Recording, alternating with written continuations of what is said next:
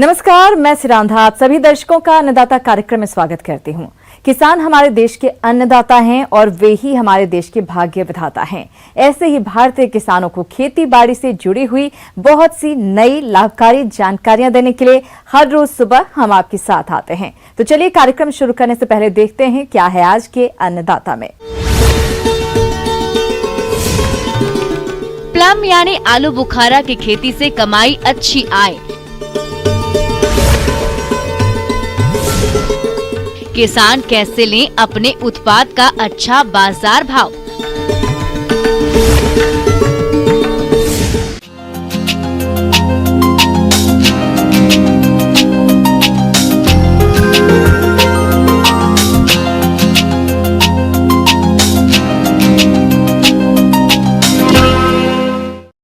आजकल देश के किसान विभिन्न फलदार पौधों की बागवानी करके अच्छी आय कमा रहे हैं और अपनी आर्थिक स्थिति मजबूत कर रहे हैं। आज हम आपको हिमाचल प्रदेश के जिला सोलन के प्रगतिशील किसान दीक्षित ठाकुर से मिलवाने जा रहे हैं, जो प्लम यानी आलू बुखारा के बाग से अच्छा उत्पादन ले रहे हैं। तो क्या है इनकी सफलता का राज, आइए जानते हैं खुद इन्हीं से।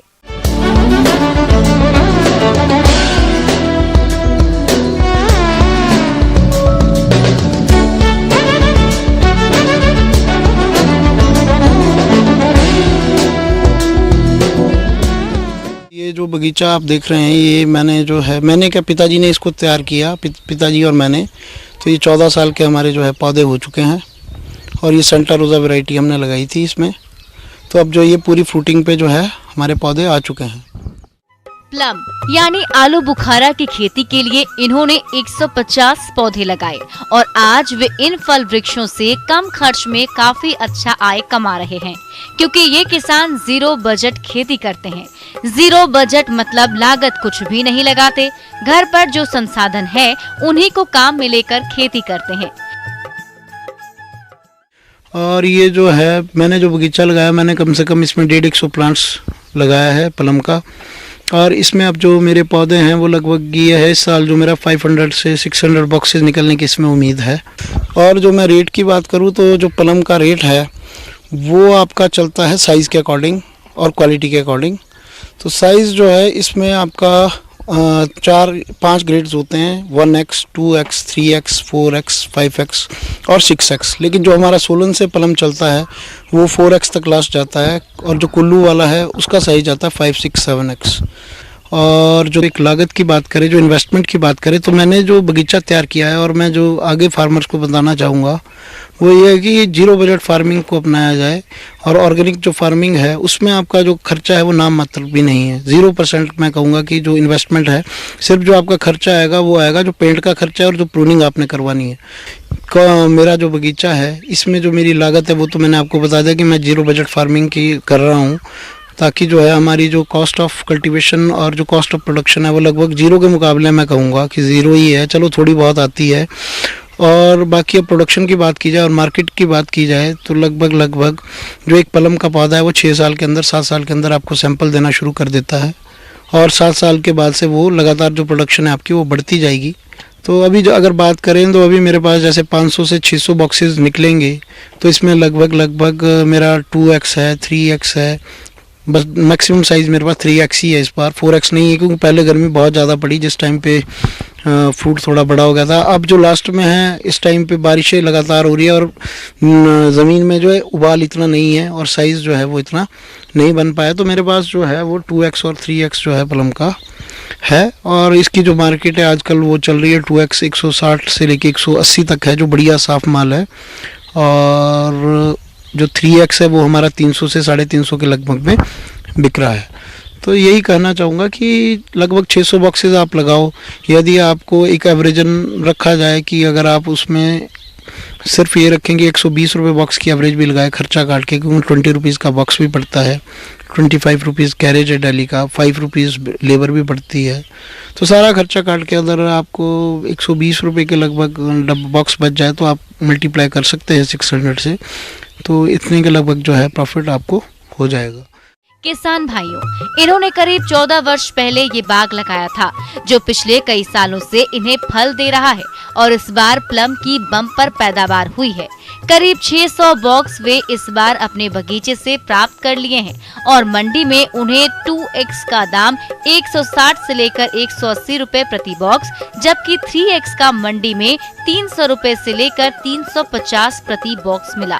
उनका कहना है कि इस बार उनके बगीचे में जो फसल तैयार हुई है वो 2x व 3x ग्रेडिंग के हैं, तो इनको 160 से 350 रुपए प्रति बॉक्स मिला और उनको बागवानी के प्रबंधन में अधिक लागत नहीं लगी, क्योंकि वे इसे ऑर्गेनिक तरीके से कर रहे हैं और यदि इनका लेबर या फिर थोड़ा बहुत खर्च लगा है वो निकाल दें तो प्रति बॉक्स लगभग 120 रुपए मिलता है। इस प्रकार से इन्हें 600 बॉक्स से 72,000 रुपए की शुद्ध आमदनी मिली। कि जो मैंने इसमें केयर की है वो ऐसी है कि एक तो वीडिंग है, वीडिंग का ध्यान रखना होता है कि पौधे के पास ज़्यादा बड़ा घास ना हो। दूसरी जो चीज़ है वो है गोबर या आपका जो वर्मी कंपोस्ट है, वो एक किलो जो है या 25-30 किलो के लगभग, 30 किलो के लगभग एक पौधे पे आप सर्दियों में या शिफ्ट वाइज डाल सकते हैं। तो मैंने तो वैसे वर्मी कंपोस्ट और गोबर दोनों मिक्स करके डाला है। इसमें जो मेन होता है वो है एक प्रूनिंग है जो सर्दियों में होती है, मतलब नवंबर के महीने के बाद और जनवरी के बीच में आपको प्रूनिंग करनी होती है पौधों की।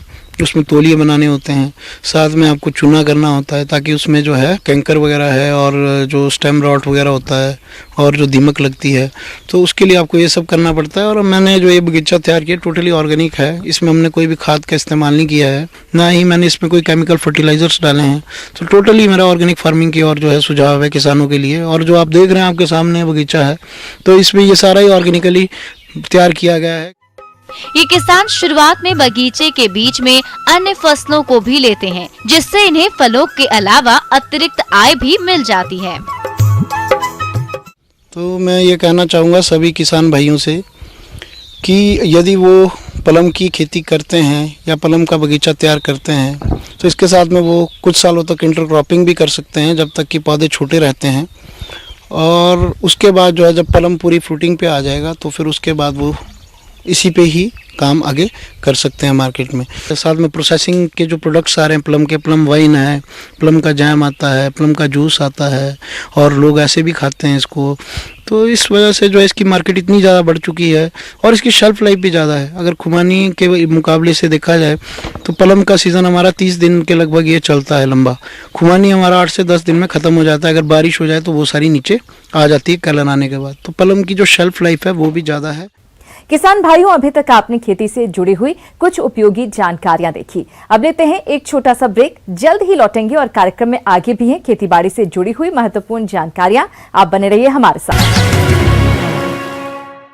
ब्रेक के बाद आप सभी दर्शकों का अन्नदाता में स्वागत है। चलिए अब रुक करते हैं अगली कड़ी की ओर।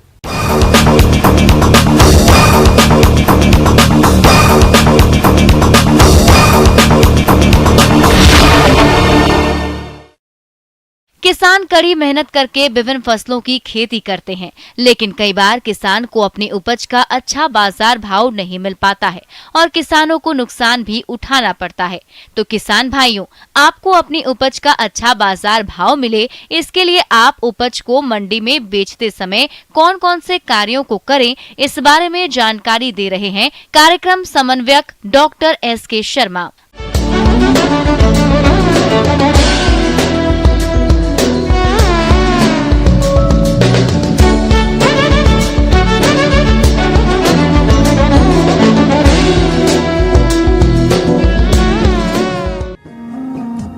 अक्सर देखने में आता है कि किसान भाई कड़ी मेहनत करके फसलें उगाते हैं, पर जब समय आता है फसल उत्पाद को बेचने का तो जल्दबाजी कर देते हैं, जिसके कारण उनको उत्पाद का मंडी में अच्छा मूल्य नहीं मिल पाता। यदि किसान थोड़ा सा जागरूक रहें और फसल उत्पाद की ग्रेडिंग करके सही समय पर मंडी में ले जाए तो अधिक लाभ ले सकते हैं। अब देखिए, मंडी में जहाँ लेकर के हम जाते हैं, कोई भी फसल हो, चाहे आपकी गेहूं हो, जौ, चना, सरसों हो या फिर आपके सब्जियां हैं, मंडी में उसी फसल की कीमत ज़्यादा अच्छी मिलती है जो ज़्यादा अच्छी दिखाई देती है। और ज़्यादा अच्छी दिखाई कब देती है? जब हम उसकी ग्रेडिंग परफेक्ट तरीके से करते हैं। किसी भी चीज़ को अगर अच्छे तरीके से छटाई करके और अच्छी चीज़ को अगर हम इकट्ठी करके लेके जाएंगे ताकि आपको पैसे ज़्यादा मिल सके। ग्रेडिंग। किसान भाइयों, आपको अनाज और सब्जियों का बाजार में अच्छा मूल्य मिले, इसके लिए कृषि उत्पाद का श्रेणीकरण अवश्य करें।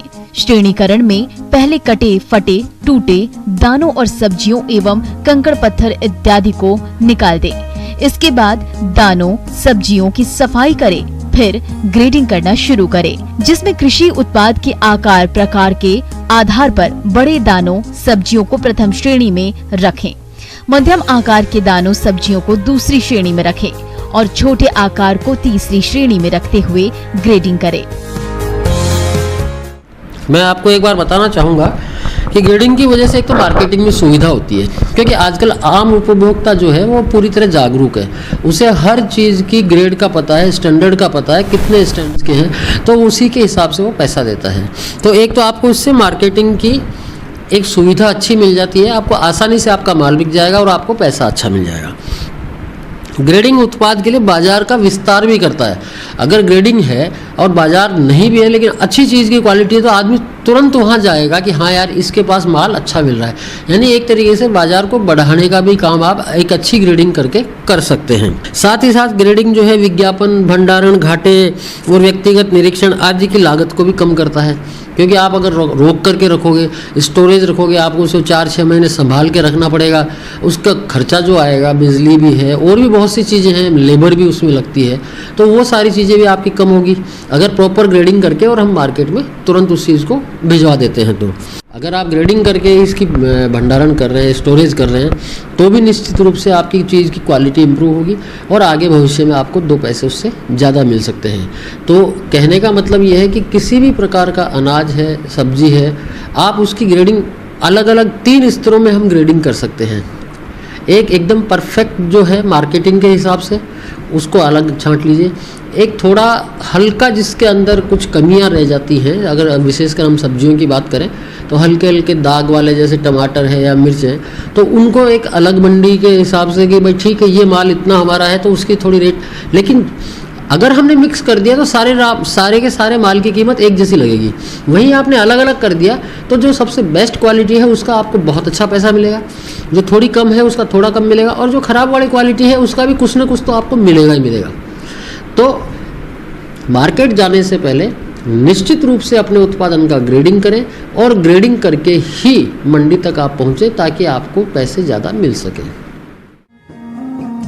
कृषि उत्पाद जैसे अनाज, सब्जियां या फल को मंडी या बाजार तक सुरक्षित ले जाने के लिए अच्छे ढंग से पैकिंग करना चाहिए ताकि अनाज, सब्जियां, फल परिवहन के दौरान खराब ना हो और उनकी गुणवत्ता बनी रहे।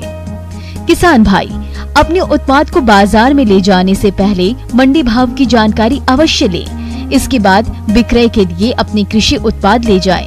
यदि बाजार में अनाज, सब्जियां या फल की आवक एक समय अधिक हो तो ऐसी दशा में कुछ दिनों के लिए उत्पाद को भंडारण करें और जब उचित मूल्य मिले तब मंडी या बाजार में बेचने के लिए ले जाएं। ऐसा करने से किसान को उनके उत्पाद का अच्छा मूल्य मिलेगा और समृद्ध होंगे। पैसा ज़्यादा लेने का एक तरीका और भी है कि आप एक ही मंडी पर निर्भर ना रहें, अपने अड़ोस पड़ोस की दूसरी मंडियों की भी भाव की आप जानकारी जरूर लेते रहें और जहां पर अच्छी क्वालिटी की चीज़ का अच्छा पैसा मिल रहा है वहां ले जा करके उस चीज़ को बेचें। साथ ही साथ आपके जो एक्सचेंज मंच है उस पर भी व्यापार योग्य वस्तुओं को जो है आप वायदा से, स्पॉट ट्रेडिंग से आप इनको बेच सकते हैं। ये भी एक प्लस पॉइंट है। और आजकल तो इनाम की सुविधा भी चल रही है, आप बैठे बैठे घर से ही अपने मार्केटिंग का काम कर सकते हैं। तो ये सारी चीज़ें हैं जिनको कि आपको ध्यान में रखते हुए ही अपने माल को मार्केट में या मंडी में बेचना चाहिए। आगे और भी हैं खेतीबाड़ी से जुड़ी हुई बहुत सी रोचक जानकारियां, पर यहाँ पर रुकेंगे एक और छोटे से ब्रेक के लिए। जल्द हाजिर होते हैं।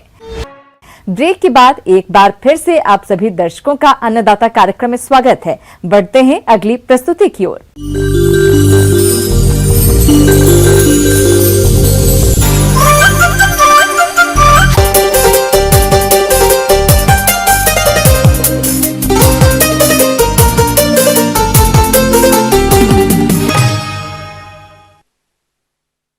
अपने राज्य के जो किसान अरहर की खेती करना चाहते हैं, वे अरहर का अधिक उत्पादन देने वाली किस्मों का चुनाव कर खेत की तैयारी करते हुए इसकी वैज्ञानिक तरीके से बुआई करें। तो आप किस प्रकार से इन सब चीजों को कर सकते हैं, इस बारे में जानकारी दे रहे हैं वरिष्ठ वैज्ञानिक डॉक्टर SB अग्रवाल।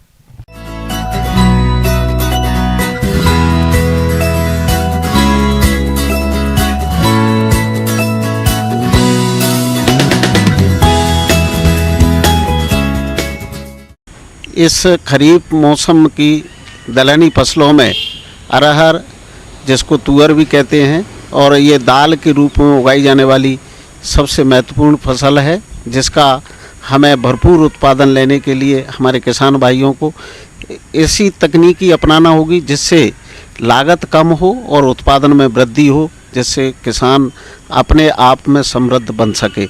यदि प्रजाति ऐसी जो कि कम अवधि की है और हम दूसरी फसल लेना चाहते हैं जिसमें ICPL 87 नाम की एक ऐसी प्रजाति है जो कि 150 दिन से पहले ही पककर तैयार हो जाती है, 140 दिन में।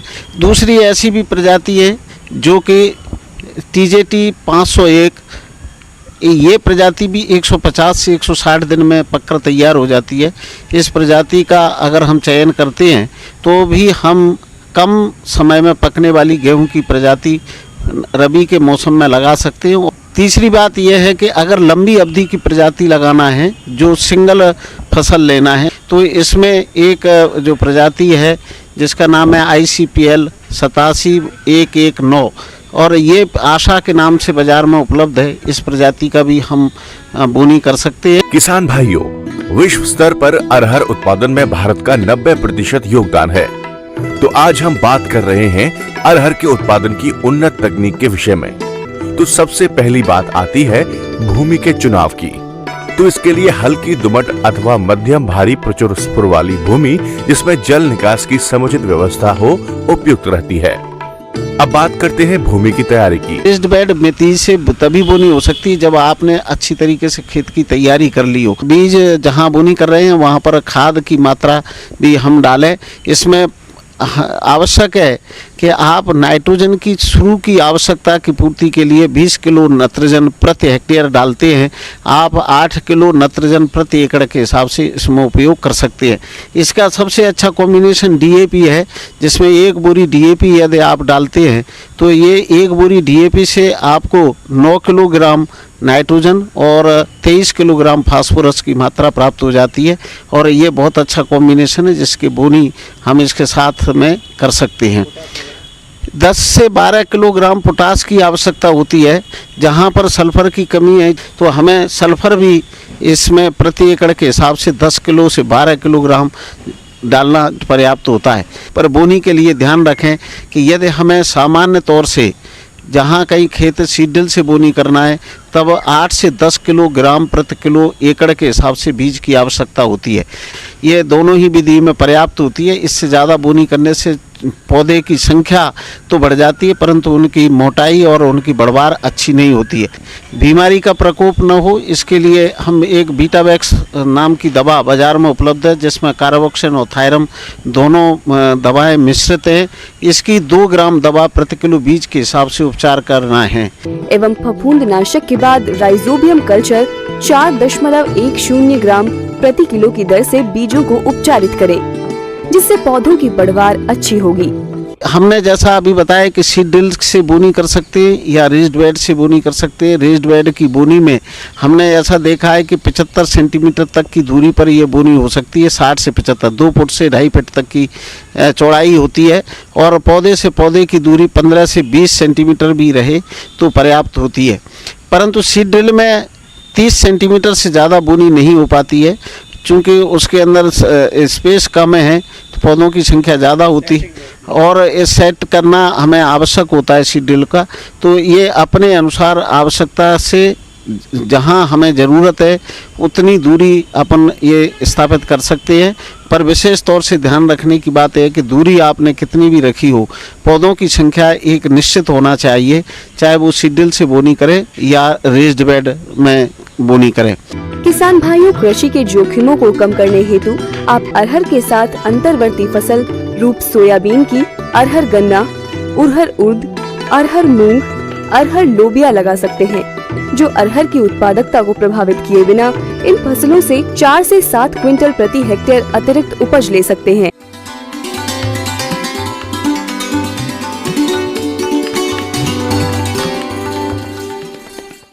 अन्नदाता हेल्पलाइन निशुल्क फोन संपर्क सेवा के माध्यम से आपके द्वारा पूछे गए प्रश्नों में से 1 या 2 महत्वपूर्ण प्रश्न को हम अपने कार्यक्रम में शामिल करते हैं। इसी के तहत आज का चयनित प्रश्न और उसका जवाब इस प्रकार है। अन्नदाता निशुल्क फोन संपर्क सेवा के माध्यम से आज जिस प्रश्न को कार्यक्रम में शामिल किया है उसे पूछा है गांव जसपुरा जिला धौलपुर के किसान सुरेश कुमार ने। आप जिमीकंद की खेती के बारे में जानकारी चाहते हैं तो सुरेश कुमार जी जिमीकंद की खेती पर जानकारी के लिए देखिए कार्यक्रम का यह अंश।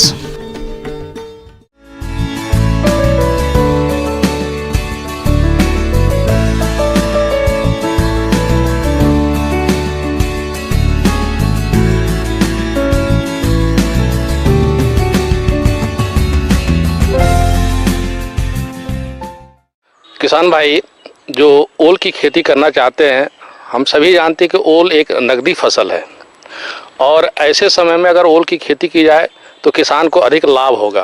किसान भाई ओल लगाने के लिए सबसे पहले आप भूमि का चुनाव करेंगे और भूमि का चुनाव में ये ध्यान रखेंगे कि भूमि ऐसी हो जिसमें पानी न लगे, जल जमाव की समस्या न हो। इसके लिए सबसे बेहतरीन जो भूमि होती है वो होती है बलुई दोमट। बलुई दोमट भूमि का आप चुनाव करें और एक गहरी जुताई करने के बाद से 3-4 जुताई आप कल्टीवेटर या रोटरी से करके भूमि को तैयार कर लें और समतल कर लें। बुआई के लिए जो गड्ढे में आपको खाद और उर्वरक देना है किसान भाई, 1 हेक्टेयर खेत के लिए लगभग 15 टन सड़ा हुआ गोबर का खाद, 80 किलो नाइट्रोजन और 60 किलो फास्फोरस और 60 किलो पोटास की आवश्यकता होती है। उसके बाद से आप उसमें प्रभेद का चुनाव करेंगे कि आप ओल का कौन सा प्रभेद लगाएंगे। इसकी किस्में मुख्यतः कंद के गुणों के आधार पर इसे 2 वर्गों में विभक्त किया जा सकता है। प्रथम वर्ग के घन कंद चिकने होते हैं और उनमें तीव्रता कम होती है तथा दूसरे वर्ग के घन कंदों के गूदे का रंग सफेद हो हल्का गुलाबी होता है। इसकी तीव्रता कम होती है। तो हम सभी जानते हैं कि ओल में एक कैल्शियम ऑक्जेलेट पाया जाता है जिसके कारण से वो गला काटता है, लेकिन डॉक्टर राजेंद्र प्रसाद केंद्रीय कृषि विश्वविद्यालय द्वारा ओल की प्रभेद गजेंद्र एक ऐसी प्रभेद है जिसको खाने से वो गला नहीं काटता है, यानी उसमें कैल्शियम ऑक्जेलेट की मात्रा बहुत कम होती है। तो आप इस प्रभेद का चुनाव करें और ऐसे में अगर आप आधा किलो का कंद का चुनाव करते हैं तो लगभग आपको 1 हेक्टेयर में 80 कुंटल बीज लगता है। लेकिन अगर 100 से 200 ग्राम का कंद आप चुनाव किए हैं तो 45 कुंटल से 50 कुंटल में आपका 1 हेक्टेयर ओल की खेती होती है। अब है कि जब आपने कंद को काट लिया, जमीन को तैयार कर लिया, गड्ढा खोद लिया, तब आपको कंद को बीज उपचारित करना है। बीज उपचार के लिए जो सबसे बढ़िया तरीका है जो विश्वविद्यालय द्वारा निजात की गई है वो यह है कि किसान भाई गाय के गोबर का आप पानी में घोल बना लें और उसमें 2 ग्राम प्रति लीटर की दर से कार्बेंडाजिम या कार्बेंडाजिम नहीं है तो उसके स्थान पे 5 ग्राम ट्राइकोडर्मा विरिडी को अच्छी तरह से मिला दें और जो कंद आपने काटा हुआ है उसको उसी में आधे घंटे के लिए डुबा दें। आधे घंटे के बाद उसको निकाल करके छाये में सुखा करके और तब उसकी बुआई करनी है। अब है गड्ढा तैयार करना। गड्ढा तैयार करने के लिए किसान भाई आप अगर आधा किलो का कंद का चुनाव किए हुए हैं तो उसको 75 सेंटीमीटर की दूरी पर, यानी जो पौधा से पौधा की दूरी है वो 75 सेंटीमीटर पे गड्ढा बनाएंगे। 30 बाई 30 का, 30 सेंटीमीटर चौड़ा, 30 सेंटीमीटर गहरा और लंबा, और वैसे ही आप पूरे खेत में गड्ढा बना लेंगे। उसके बाद से अगर आप कंद जो लिए हैं उसका भार 100 से 200 ग्राम है तो वो गड्ढा जो बनेगा वो आपका 50-50 सेंटीमीटर की दूरी पर बनेगा, यानी पौधा से पौधा की जो दूरी होगी वो 50 सेंटीमीटर की होगी। किसान भाइयों, अन्नदाता आपकी सेवा के लिए संकल्परत है। कृषि संबंधित समस्या और सुझावों के लिए आप हमें इस पते पर संपर्क कर सकते हैं।